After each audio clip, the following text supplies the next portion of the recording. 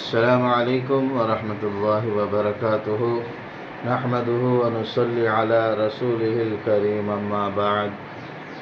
فأعوذ بالله من الشيطان الرجيم. بسم الله الرحمن الرحيم. يا أيها الذين آمنوا إذا نودي للصلاة من يوم الجمعة فاسعوا إلى ذكر الله وذروا البيع. సదకల్లాహుల్ అజీమ్. అనంత కరుణామయుడు, అపార కృపాశీలుడు అయినటువంటి అల్లాహ్ యొక్క నామముతో మొదలు పెడుతున్నాను.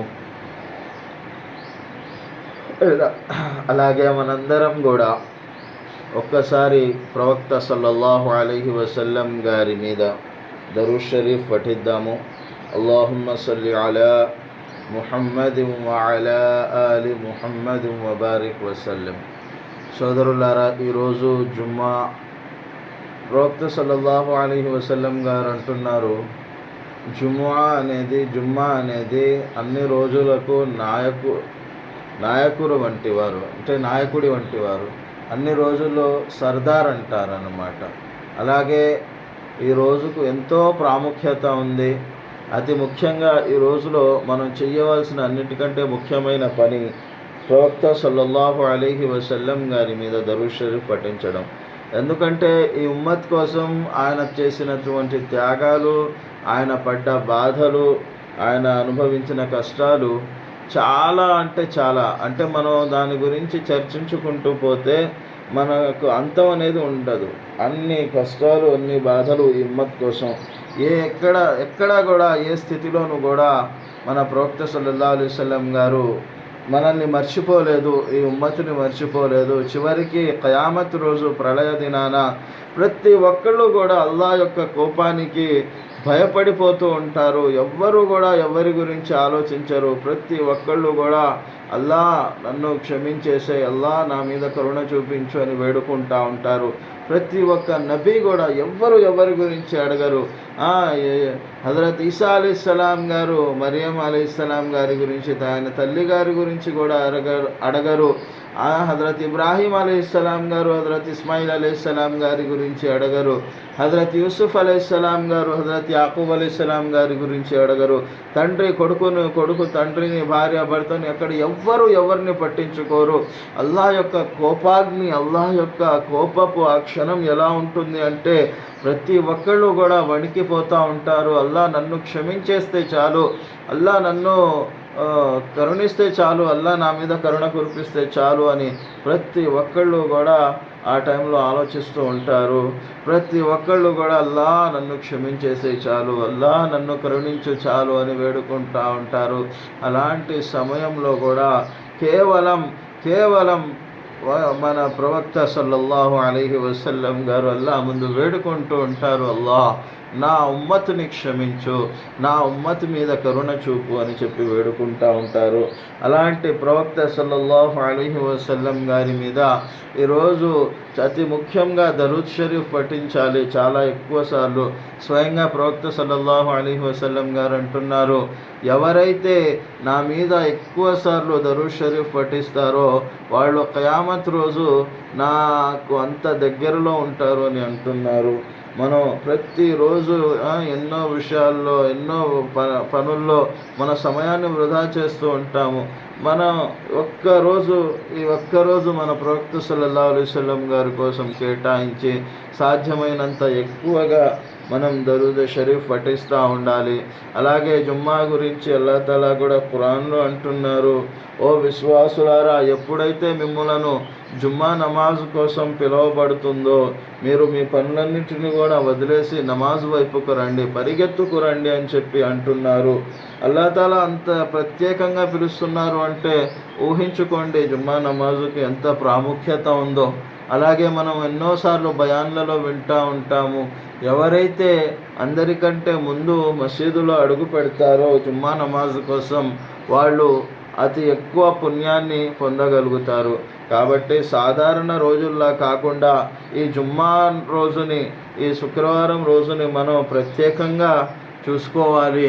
మన పనులు ఏవైతే ఉన్నా కానీ ఎన్నున్నా కానీ 11:30, 12 మన పనులు ముగించేసుకొని శుభ్రంగా స్నానం చేసి మన దగ్గర ఉన్న బట్టల్లో మంచి బట్టలు వేసుకొని అలాగే అత్తరు పూసుకొని మసీదుకు రావాలి. కుదిరితే మసీదుకు కాలినడకన రావడానికి ప్రయత్నించాలి.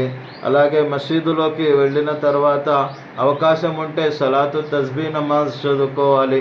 ఒకవేళ లేకపోతే ఏదో ఒకటి చదువుతూ కూర్చోవాలి.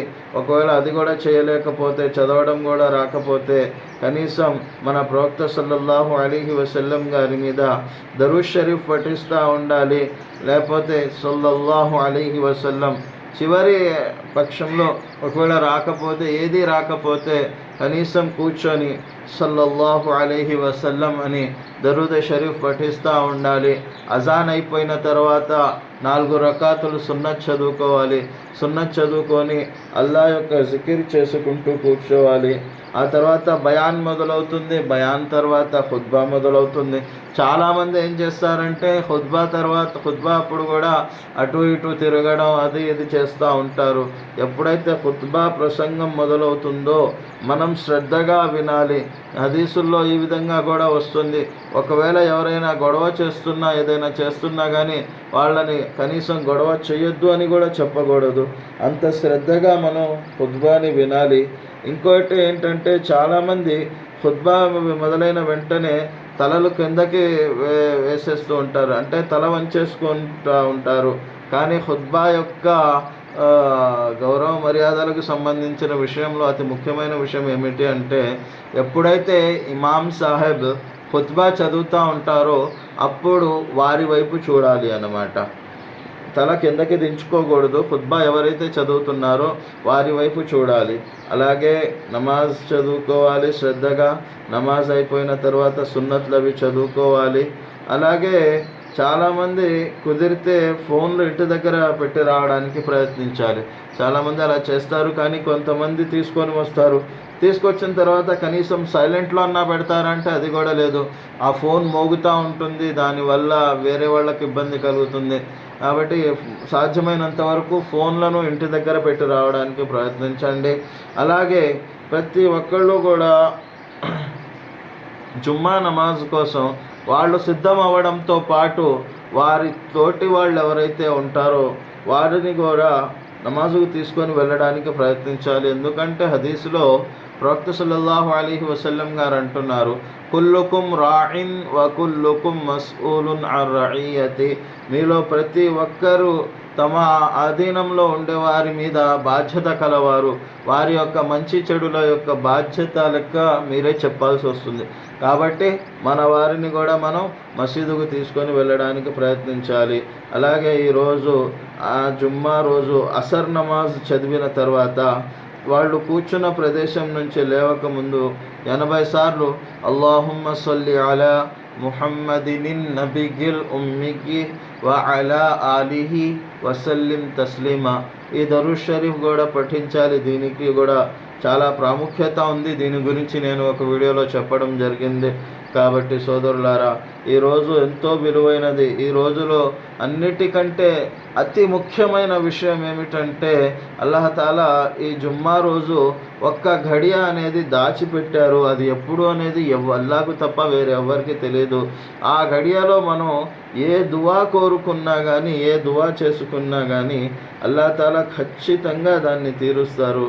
కాబట్టి సాధ్యమైనంత వరకు ఈ ఒక్కరోజు మన ఫోన్లను గురించి మన రీళ్ళు వీటిని పక్కన పెట్టేసి సాధ్యమైనంత ఎక్కువగా అల్లా యొక్క నామస్మరణ చేయడం కానీ, ఖురాన్ని చదవడం కానీ, లేదా దరూద్ షరీఫ్ని చదవడం కానీ చేస్తూ ఉండాలి. అలాగే ఇంకో ముఖ్యమైన విషయం ఏంటంటే ఈరోజు చాలామంది ముస్లిమ్స్ కానివ్వండి ఎవరైనా కానివ్వండి ఆదివారం రోజు ప్రత్యేకంగా వండుకోవడం, ఆదివారం రోజు కొంచెం స్పెషల్గా వండుకోవడం చేస్తూ ఉంటారు. కానీ మనకు సంబంధించినంత వరకు జుమ్మా అనేది ప్రత్యేకమైన రోజు. ఈ రోజు మాత్రం ఖచ్చితంగా మన ఇంటి వారి కోసం మనం ఖర్చు పెట్టాలి. రోజు వండే మామూలు సాదాసీదా కాకుండా ఈరోజు కొంచెం ప్రత్యేకంగా వండి పెట్టాలి. దానివల్ల ఏమవుతుంది అంటే అల్లాహ్ తాలా బర్కత్ను ప్రసాదిస్తారు. కాబట్టి ప్రతి ఒక్కళ్ళు కూడా దీన్ని ఆచరించడానికి ప్రయత్నించండి. అలాగే మన ఛానల్ని కూడా ఎవరైతే ఇప్పటివరకు సబ్స్క్రైబ్ చేసుకోలేదో వాళ్ళు సబ్స్క్రైబ్ చేసుకోండి. అలాగే మీ ఫ్యామిలీ అండ్ ఫ్రెండ్స్కి షేర్ చేయండి. అస్సలాము అలైకుం వరహ్మతుల్లాహి వబరకాతుహు.